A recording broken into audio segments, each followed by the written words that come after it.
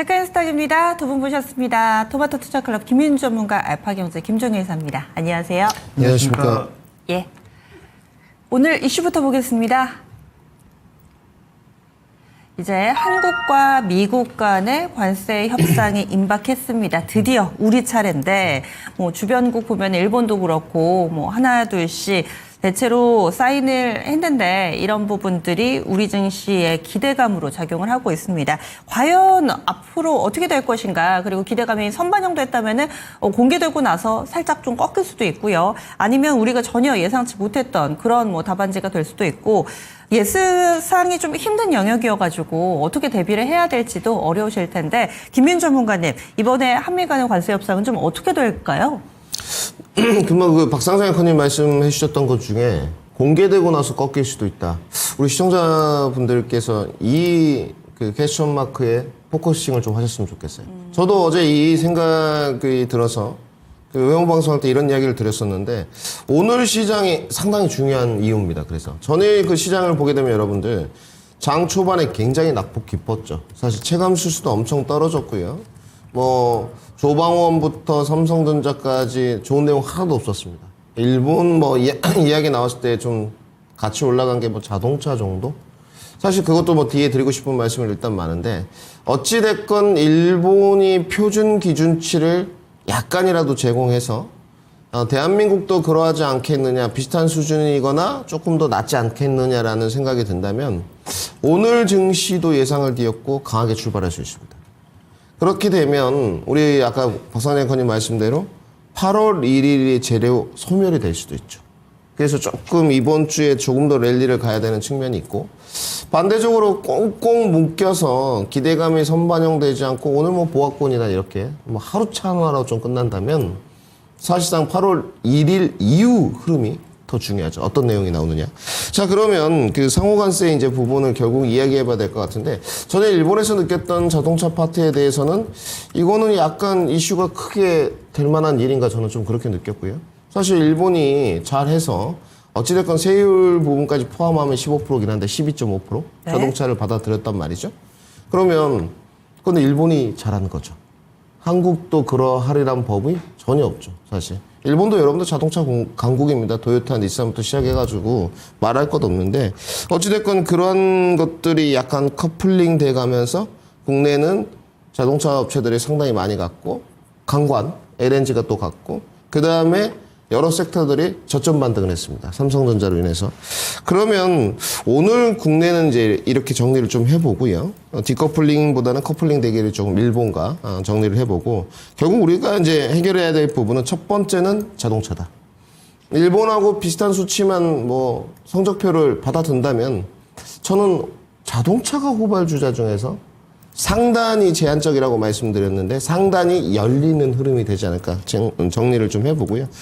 철강하고 화학 부분은 사실 그 철강 부분에 관해서는 이게 반덤핑 관세고 이걸 떠나서 철강의 업황 회복력이 올라갈 것이냐, 조강 생산량이 올라갈 수 있을 것이냐에 대해서는 솔직히 저는 좀 물음표입니다. 화학이야 지금 중국이 약간 도움을 주면서 저점 반등을 했지만 철강은 쉬워 보이진 않는 문제인 것 같고요. 그 안에 강과는 다른 내용이다. 분명히 정리를 해드리겠습니다. 그리고 이제 두 번째로 비관세 장벽 해소 여부인 것 같습니다. 이 부분이 어떻게 나올지는 사실 알 수 없는 부분이고요. 그리고 마지막으로 우리는 여러분들 일본하고는 틀립니다. 동북아의 최전선을 담당하고 있기 때문에 어쨌든 전쟁 중이고 휴전 중인 국가거든요. 이 방위분담금 이야기가 안 나올 수는 없는 것 같아요. 무조건적으로 나온다고 저는 판단하고 있습니다. 그래서 이거는 우리의 아킬레스건이죠, 이 부분이.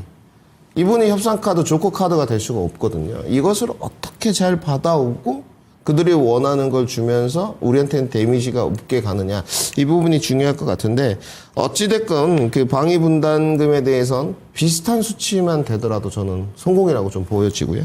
그 다음에 대북 이슈도 좀 포함 여부가 있겠죠. 어찌됐건 트럼프 대통령이 유일하게 그 뭐라고 하죠? 38선이라고 하나요? 그 선을 약간 한 발자국 넘어갔던 일기 정권 때 그런 퍼포먼스도 또 보여줬던 분이기 때문에 이런 북핵 여부 앞으로 어떻게 할 건지도 좀 생각을 해봐야 될 것 같습니다. 그리고 이제 마지막입니다.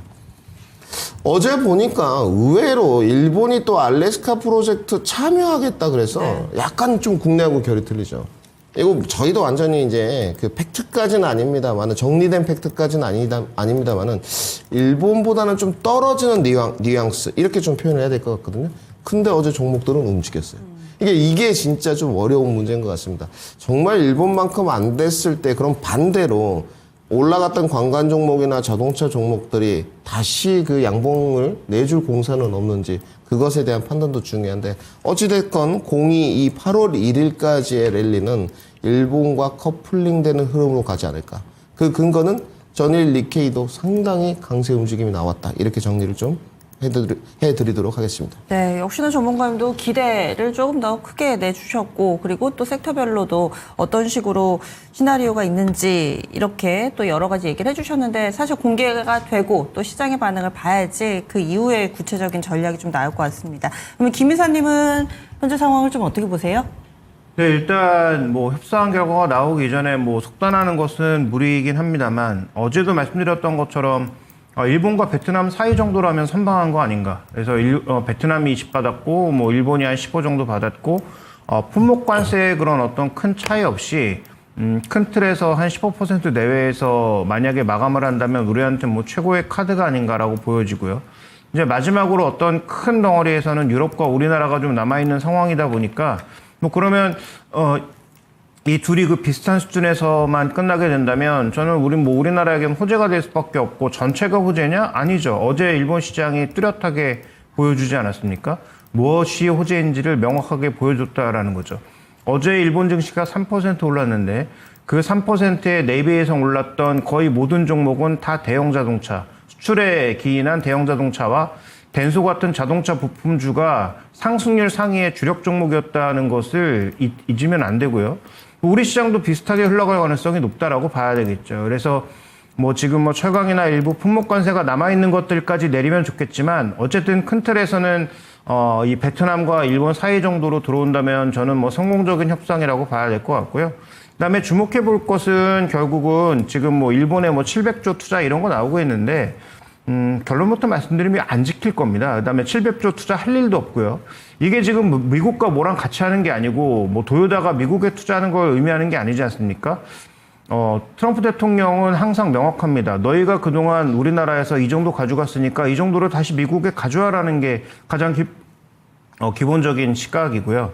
그러면 700조를 지금 일본이 당장 미국에 갖다 바칠 수 있는 돈이 있는가? 없죠. 그러면 뭐 연간 얼마 단위로 끊어서 가져갈 가능성이 높고 미국이 하라는 프로젝트에 이 파이낸싱을 하고 이익은 미국이 가져가겠다라는 그런 전략인데 뭐 1년 후에 날아갈지도 모를 트럼프 대통령을 일본이 왜 그렇게까지 해줍니까? 그래서 뭐 앞에서는 그 일본이 항상 뭐 두 얼굴 갖고 있잖아요. 앞에서는 하라는 대로 하겠습니다라고 납작 엎드리고 뒤로서는 뭐 1년 후에 다시 보자 아마 이런 가능성이 높기 때문에 뭐 자꾸 뭐 700조 나와서 우리도 뭐 400조 내준다 뭐 이런 얘기 나오고 있는데 뭐 제가 보기엔 다 별로 그렇게 뭐 의미 있는 얘기로 들리지가 않고요. 그래서 우리는 비관세 장벽을 어디까지 허용하느냐는 잘 봐야 되겠죠. 지금 뭐 넷플릭스, 구글, 망중립성과 관련된 얘기 나오고 있는데 이런 거 양보할지, 그 다음에 뭐 농산물이나 우리가 절대 양보할 수 없는 그런 부분들을 뭐 양보할지, 그 다음에 지금 알래스카는 어제도 말씀드렸는데 만약에 일본과 더불어서 탐사 정도 하는 거라면 저는 뭐 대찬성. 뭐 나올 수도 있잖아요, 정말. 뭐 얼마 전이 아니라 며칠 전인가요? 그 폴란드 정부가 그 유럽에서 제일 석유 많이 나오는 그 하나를 자기네 나라에서 찾아서 지금 뭐 폴란드도 다시 이제 산유국으로 뭐 원래도 조금 나오고 있었지만 뭐 바뀔 거다 뭐 이런 뉴스도 나오고 있던데 만약에 알래스카에서 찾아서 거기서 일부 지분이라도 얻을 수 있으면 우리한테는 좋은 거죠. 다만 가능성이 없는 걸 우리가 지금 뭐 몇십 조를 투입해서 거기다 뭘 한다 이런 건 아마 안 나올 거라고 보여지고 있고요. 그다음에 이제 이번에 통상본부장도 그 얘기는 이미 했으니까 그래서 뭐 말은 뭐 장황했는데 결론적으로 보면 이 이슈가 빨리 끝나야 자동차 같은 저평가 종목군들이 제자리 찾기를 한다 정도로 보시면 좋을 것 같고 우리나라 자동차 기업들은 아직도 전혀 제자리 찾기가 되지 않았다. 그래서 GM이 어저께 이익이 30% 날라갔고 테슬라 40% 날라갔는데 우리는 지금 맥스가 20%라는 거 아니에요? 그러면 주가가 이렇게 빠질 이유도 없고 저평가 받을 이유도 없죠. 그래서 저는 어쨌든 뭐 이번 주 내에 협상이 마무리될 가능성이 있지만 숫자는 그 일본과 유럽, 그 베트남 사이 안에 들어와야 되고, 만약에 그렇게만 된다면 자동차 종목군들의 추가 반등은 충분히 가능해 보인다. 이렇게 좀 보고 있습니다. 네. 그러면 이사님이 얘기해 주신 것처럼 지금 베트남과 일본 정도 수준에서 마무리가 될 경우, 되지 않을 경우,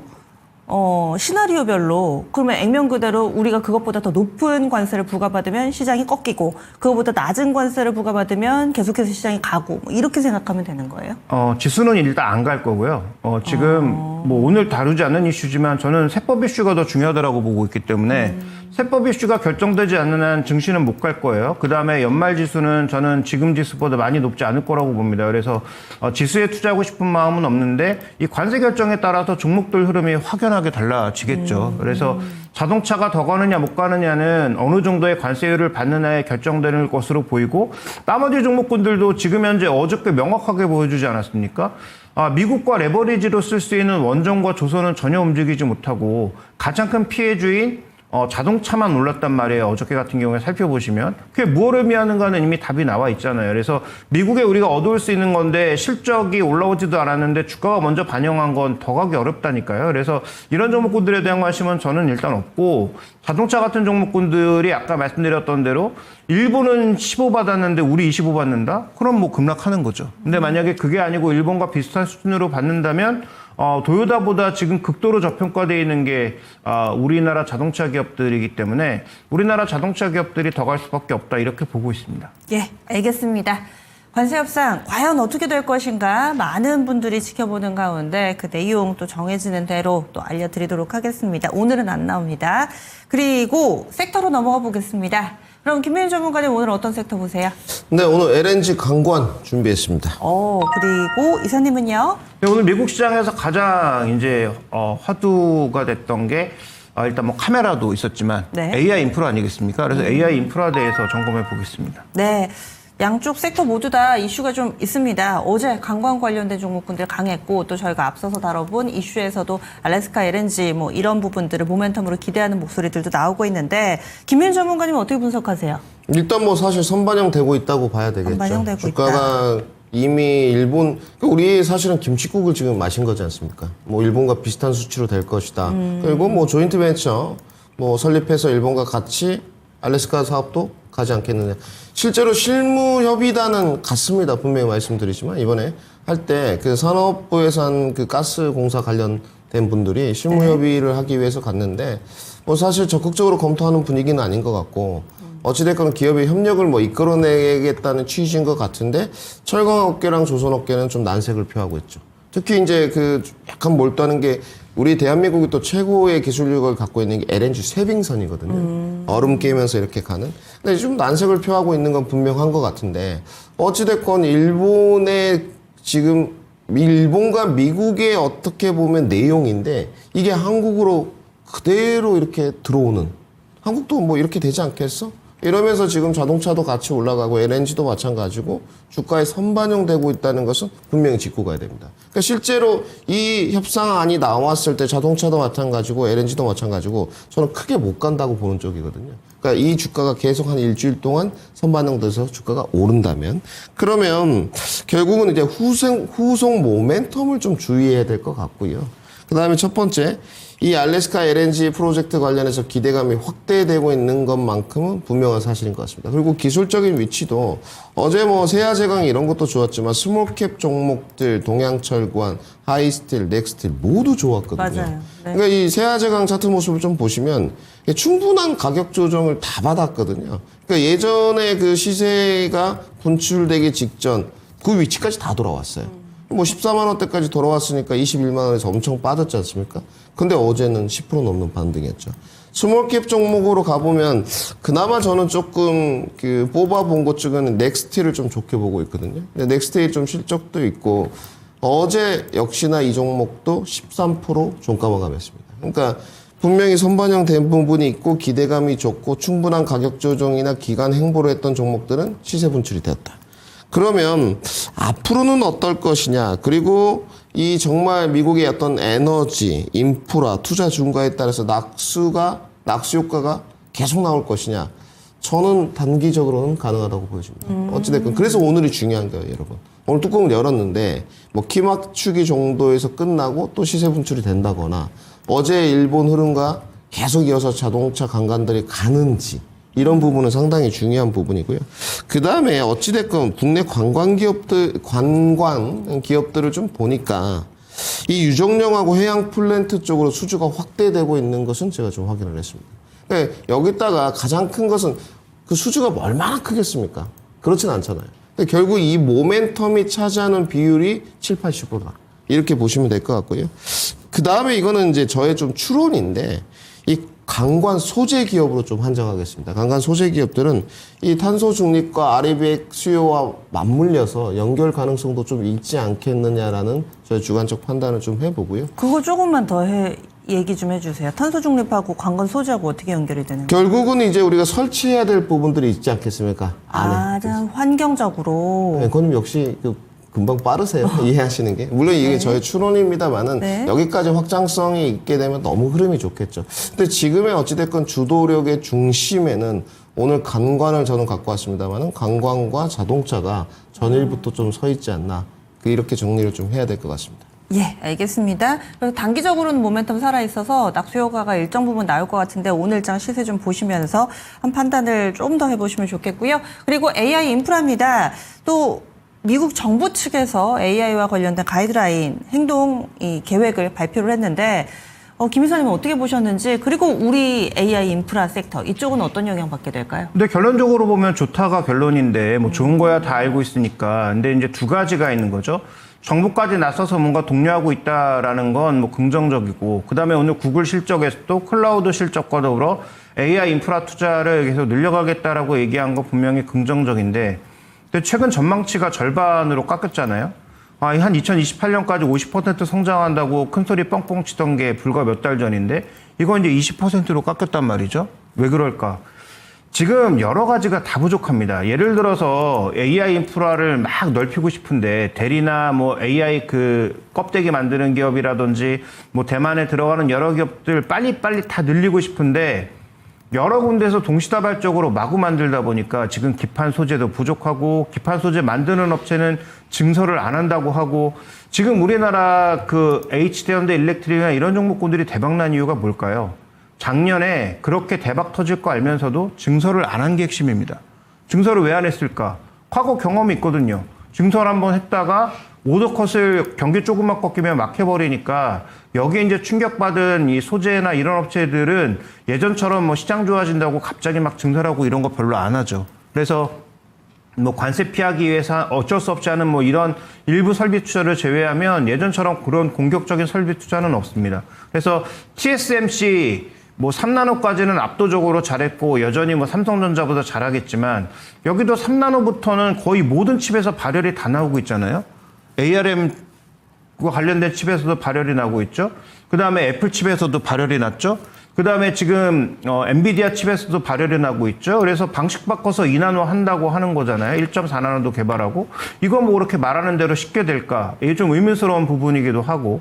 그 다음에 지금 아까 말씀드렸던 대로 지금 PCB 기판에 들어가는 가장 비싼 FCBGA 같은 기판에 들어가는 기초 유리 섬유는 지금 풀캐파로 120% 공장을 돌려도 물량이 달린 상황입니다. 그러니까 기판 가격이 올라갈 수밖에 없고, 그래서 이제 기판주들은 조금 잘 봐야 되는 상황이 이 올라가는 가격을 반영할 수 있는지. 가장 먼저 올라가고 있는 게 국내에서는 뭐 김민주 전문가가 추천해 주셨던 이스페타시스 같은 게 먼저 반응하고 있는 것이고, 그다음에 HBM은 어쨌든 늘어나긴 할 테니까 HBM 관련주도 여전히 좋아 보이고, MLCC 같이 전반적으로 이런 안에 들어가는 부품들의 우상향은 분명한데 예상했던 것만큼 아주 강하지 않을 거다. 그럼 결론적으로 봤을 때 엔비디아, TSMC, SK하이닉스 조합을 계속 탑픽으로 밀고 가고 주가가 이렇게 신고가 날 때 고가에서 따라가는 게 과연 좋은 전략일지 좀 고민이 필요하고요. 오히려 이제 새로운 성장에 조금 결부되는 기업이라든지 아니면 성장을 전혀 반영하지 않은 기업들을 한번 찾아보는 게 좀 더 좋지 않을까라고 보고 있기 때문에 뭐 일본, 대만까지 뭐 눈을 넓혀본다면 뭐 유니마이크론이라든지 그다음에 국내에서 뭐 삼성전기라든지 그다음에 기판 쪽에서도 FCBGA를 만드는 뭐 대덕전자를 포함한 뭐 이런 종목군들에 대해서도 계속 좀 관심이 필요하지 않나, 전 그렇게 보고 있고, 반도체 쪽에서는 SK하이닉스도 좋은데 삼성전자가 좀 더 좋아질 부분이 많지 않나 이렇게 여전히 판단하고 있습니다. 근데 단기에 이쪽으로 노이즈가 있었던 게 스타게이트잖아요. 요건 괜찮다고 보세요? 스타게이트도 마찬가지죠. 결국은 돈을 투자하는 사람들끼리 뭔가 사업에 여러 가지 그 조합이 맞지 않다 보니까 결국 사공이 많아서 배가 산으로 가는 그런 양상이라고 봐야지 이거 투자를 안 한다든지 그런 건 아니거든요. 그다음에 또 하나 얘기 나오고 있는 게 어쨌든 이 스타게이트의 주체는 누가 뭐래도 AI 기업이라고 봐야 되는데 최근 뭐 이쪽이 뭐 돈이 없다 뭐 이런 얘기가 나오고 있고 그다음에 지금 그 손정희 회장 같은 경우에도 이쪽에서 뭔가 조금 발을 빼고 싶어하는 아니면 돈이 조금 없나 뭐 이런 얘기들이 나오고 있는 상황이거든요. 그래서 아마 이제 그런 얘기들이기 때문에 아까 이제 언급드리지 않았던 부분 중에서는 국가별 소버린 투자나 이런 것들까지 생각해 보면 투자가 꺾이지는 않는다. 그다음에 뭐 스타게이트와 관련돼서도 투자의 속도나 이런 여러 가지 정치적인 이슈가 있을 뿐이지 이쪽도 투자를 멈추는 순간 뭐 나락으로 간다라고 봐야 되겠죠. 네, 지금도 속보로 이 AI 관련해서 트럼프 대통령의 멘트가 좀 나오고 있는데요. AI 경쟁에서 승리할 거다. 적국의 알고리즘에 지배될 수 없다. 그러니까 결과적으로는 AI 시대에서도 주도권을 가져가겠다. 뭐 이런 의지를 굉장히 강력하게 표명을 하고 있습니다. 그러면요, 종목으로 넘어가겠습니다. 워낙에 요즘 주시는 종목이 정말 시장도 좋지만 그것보다 훨씬 좋아요. 삼천당 제약 상한가 가죠. 그리고 또 자동차 안 볼 때 이 시간에 자동차 소개 많이 해주셨는데 현대기아차 어제 또 불기둥을 만들었습니다. 그래서 오늘 두 분이 어떤 종목을 보고 계실지가 궁금한데요. 김민주 전문가님 알려주세요. 네, 오늘 SL 준비했습니다. SL 그리고 이사님은요? 네, 저는 그리드 위즈 볼까 합니다. 그러면 이유를 하나씩 들어볼게요. SL입니다. 어제 이미 좀 잘 갔는데 앞으로 더 갈 자리 있다고 보시는 건지 김민주 전문가님 설명을 해주세요. 뭐 들어가기 전에 뭐 삼성당 제약의 코멘트를 조금만 해드린다면 예, 해주세요. 더 갈 겁니다. 정말요? 네, 주가는 분명히 더 갈 거고요. 신고가를 갱신하는 흐름으로 갈 것 같습니다. 어찌됐건 그 노보노디스크의 리벨서스의 생물학적 동등성이 확인됐다는 것은 제네릭 제품에서 굉장히 큰 일이고요. 그다음에 그 경구형 어쨌든 GLP-1이 뭔가 모멘텀을 크게 받고 있다. 추세가 상당히 우상향 쪽이기 때문에 보유자분들은 조금 더 진행을 하시면 될 것 같고요. 그다음에 SL입니다. 저는 자동차를 공략할 때 올해 좋았던 것 중에 가장 아쉬움을 갖고 있는 거 현대글로비스. 정말 좀 많이 끌고 올 거. 여기는 주가 떨어진 적이 없었고요. 그래서 최근에 잘 가는 거 현대모비스. 그 이후에 이제 봤던 것 중에서는 현대기아 말고는 없었습니다. 네. 근데 그 중에서 안에서 그나마 자동차 섹터에서 뭔가를 좀 골라보자 하면 제 시선은 좀 SL로 가는 것 같아요. 어찌됐건 여기는 자동차 업체들이 굉장히 그 적은 마진율에 시달립니다. 자동차 업계가 여러분들이 생각하시는 것보다 어떤 표현을 해야 될까요? 밸류체인이 굉장히 좀 고집스럽다? 그 어떤 밸류체인이냐? 그 기업 간의 어떤 밸류체인입니다. 그러니까 1차 하부 업체들 약간 좀 옛날 표현으로 함부로 하는 좀. 네, 좀 말씀드리기가 조심스럽긴 한데 실제 지금도 벌어지고 있는 작금의 현실입니다. 그 부분은. 그런데 과연 SL은 그러할 것이냐? 네. 저는 그렇지 않다고 보거든요. 왜 그렇게 보느냐? 그 합리적인 이제 주관적이겠지만 합리적인 근거가 좀 중요할 것 같은데 자동차 업체들의 가장 큰 약점이 무엇이냐? 영업이익률이 거의 다 좋지 않습니다. 뭐 예전에는 참담한 수준이었고요. 1%, 2%대였고 심지어 화신의 회장은 나와서 우리는 현대차이가 감사한다. 함께 동반 성장할 수 있게 해서 사실 굉장히 그 좋은 표현이기도 한데 굴욕적인 표현이기도 하죠. 뭐 저는 인정합니다. 어쨌든 현대기아가 좀 크다고 하는데 이 SL을 보게 되면 과연 현대기아만 중요한 업체냐? 그래 보이지 않거든요. 글로벌 왕성 업체 어찌됐든 헤드램프가 계속 들어가고 있다는 거. SL 하면 그냥 램프입니다. 이렇게 보시면 될 것 같고 결국은 앞으로 차세대 차량용 램프인데 이 부분들이 여러분들 EV 부품 비용 증가도 같이 되고 있는 쪽입니다. 올해 지금 전장 비중이 50% 돌파할 것이라는 기대감이 좀 있고요. 실적 부분입니다. 이제 가장 중요한 거 안전판은 우리가 만들어야 되지 않겠습니까? 내년에 실적이 지금 더 좋아지는 쪽이죠. 자동차 업체들이 이렇게 크게 실적들이 비슷한 수준으로 유지되거나 좋아지는 쪽들이 몇몇 없거든요. 현대기아를 제외하고는. 근데 역시나 지금 주가가 어제 상당히 좀 불을 뿜었고요. 어제 뭐 히트작이 됐죠. 12%대 종가 마감됐고 고가에 14% 됐고 자리가 기가 막혔습니다. 네. 이 이 위치적인 게 너무 좋은데 이제 이런 기술적 위치가 좋음에도 불구하고 들어가지 못했던 이유는 관세 부분이었거든요. 근데 이게 오늘 그래서 중요한 겁니다, 여러분들. 계속 분위기를 이제 타게 되면 분명히 저가에 있다는 것은 우리가 인지를 하고 있지 않습니까? 여러분 여기 SL 밸류를 보시게 되면 선홍표 호드로 4배밖에 안 돼요. PBR 기준 0.7이고 배당 3.36%입니다. 뭐 상당히 펀더멘탈적 분석을 해보면 문제 없고 밸류 싸고 실적 괜찮고 약간 뭔가 허들을 만들었던 건 뭡니까? 관세라는 거잖아요. 근데 그래서 여러분들 오늘 시세가 이제 터지기 시작하면 단숨에 이런 종목들의 매출 분위기 타서 4만 원 넘어가는 흐름으로 이어지거든요. 수급 동태는 제가 뭐 정확하게 파악해 보지는 않았습니다. 한 번씩 열어보시고 결국은 오늘 분위기를 이어간다면 밑에 있는 3만 원에서 3만 한 2, 3천 원대는 강한 하방 경직성이 만들어질 것이고 제한적이었던 상단은 열릴 것이다. 그 안에 중심에 SL은 쓸 수 있지 않을까 이렇게 생각이 들어서 오늘 SL을 한번 준비해봤습니다. 네, 다음으로는 그리드위즈 알아보겠습니다. 네, 아직 적자 기업이고요. 시총이 작은 기업입니다. 투자를 절대 많이 할 수 없는 기업이고요. 포트폴리오 내에서 한 뭐 10% 이내 정도 투자해야 되는 기업인데, 이 기업은 뭐 하는 기업이냐면, 소위 이제 에너지 오더컷 같은 걸 관리하는 기업이라고 보시면 돼요. 그래서, 말씀을 드렸지만 지금 뭐 서남 지역 쪽에 많이 만들어진 이 발전소들, 태양광 발전소들, 이런 것들 쪽에서 막 전력이 넘쳐나는 경우 있잖아요.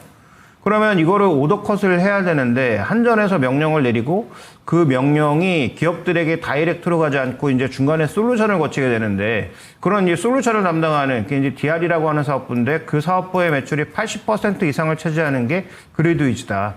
근데 이 정부의 정책 자체가 지금 아리백 산단도 만든다고 하죠. ESS 같은 거 확대한다고 하죠.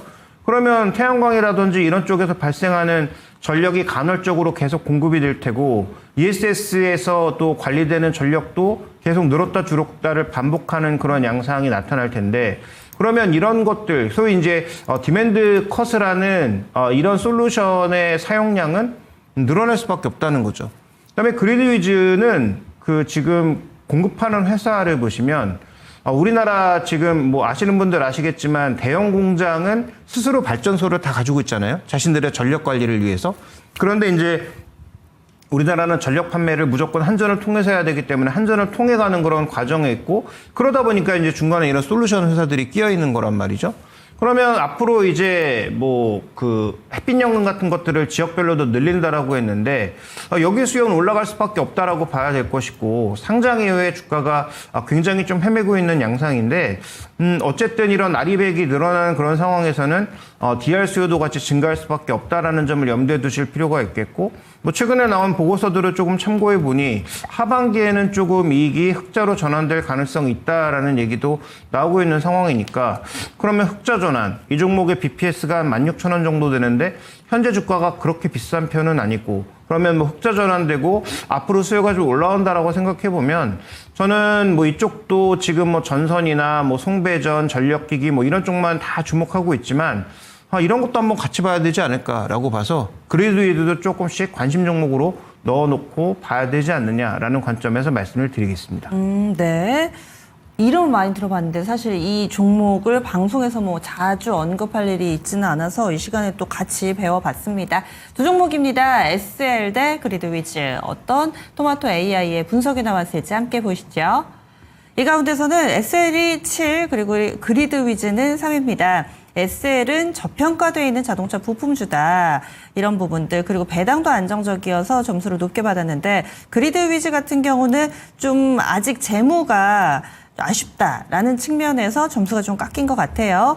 그래서 7대 3으로 토마토 AI의 분석까지 살펴봤습니다. 지금까지 체크인스탁이었습니다.